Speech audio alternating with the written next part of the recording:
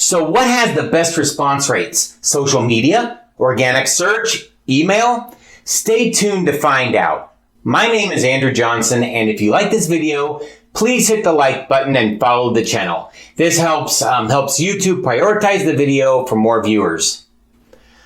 Okay, so I just downloaded this guide produced by Ruler Analytics titled Conversion Benchmark Report for B2B Tech. Ruler Analytics provides multi-touch marketing attribution for forms, call tracking, and chat for B2B companies. So they gathered all of their user data to create benchmarks and evaluate channels and conversions. What's great about this is that it provides some data you can use then to compare and evaluate your own efforts. So let's check out these trends and what they mean for our marketing. First, when we are talking about conversions, we are talking about the percentage of visitors or interactions that convert into an actionable lead. So they filled out an inquiry form, called sales, or initiated a chat. This is fine and it keeps sales busy, but I'd rather compare this to the number of leads that converted to customers. And the problem with comparing this benchmark to your metrics is that you may be tracking differently or have a different definition of a sales qualified lead. But with that said, the value here is in the trends. This report shows an average of 1.7%, with top performers converting up to 13.6%. When I reviewed data from past companies I've worked for, numbers varied. At one SaaS company, we converted at 8%, but this was in a crowded market with long sales cycles. At another company, we converted at over 40%, but there weren't many competitors and the brand was very well known in the market. The point is, overall benchmarks are fine, but unless you are comparing benchmarks with competitors, these can vary depending on products and markets. When we look at website visitation, organic search accounted for an average of 51%. This is pretty similar to my past experience. However, it may not be the case for a new company or a startup that does not yet rank well organically and has low brand equity. Another important thing here is the volume of direct traffic. Direct traffic is a result of people typing in your website address. Tracking this over time can help you quantify the strength of your brand, because as more people know about your company, the more they will search you out. Search traffic volume for your company name is another good indicator of awareness and overall brand growth. Next, we have average conversion rate by channel. But before we get to this, please don't forget to like the video. Now, when we look at conversions, a couple things struck me. First was the low conversions associated with referrals. In my experience, referral leads are typically the strongest. I would have expected those conversions to be much higher. Organic search is the number one lead source, but shows the lowest conversion rate. Lower conversion rates for the organic sources makes sense. Often I find that these sources are individuals researching issues and solutions and just not ready to buy. We also have to look at this from a multi-touch perspective.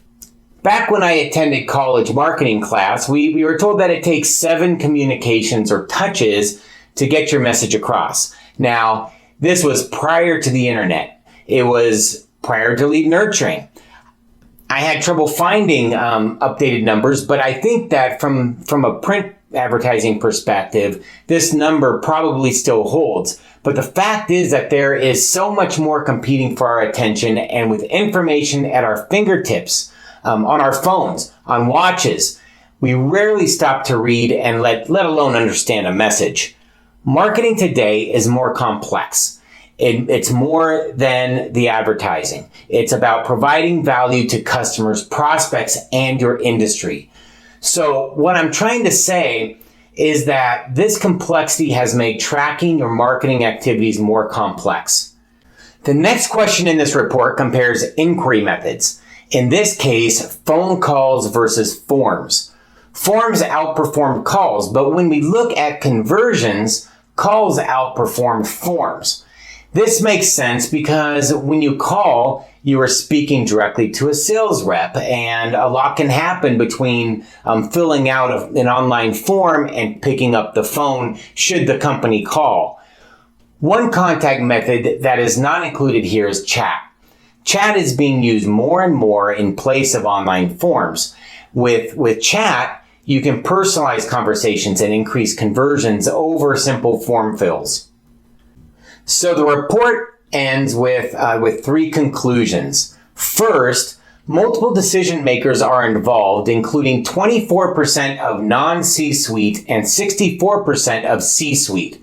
However, 81% of non-C-suite employees have a say in purchase decisions. Now, the fact is, this is not really a trend or a conclusion. It's the way it is. It's the way it's always been in B2B marketing. It's what differentiates the B2B buying process from the B2C process. The only difference is, like I said before, the complexity of the buying process continues to increase. It becomes less and less about the brand and more about providing value to each of these decision makers at all stages of the buying process. Second, the buying journey is not linear. The point here is that tracking initial lead sources or last touches is not enough. We must be able to recognize all stages in the buying process. Sometimes, some of the things that are most important, including relationships, content production, and word of mouth, have a greater impact during the sales process than that digital ad. It's easy to give 100% credit to that ad, while all these other touch points created the trust for the prospect to click that ad in the first place. Third, phone calls still have a place in B2B lead generation. I experienced this in my current position. I work in the trucking industry, and I thought maybe it was just our buyers. But the fact is, B2B buyers still want to pick up the phone and talk to you. They may conduct their research online, but when they're ready to buy, they call.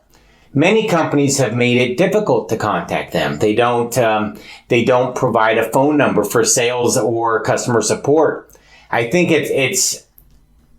I think for most businesses, this is a mistake. All right, so if you have any questions or comments, please leave them here under the video. And don't forget to like this video and follow the channel.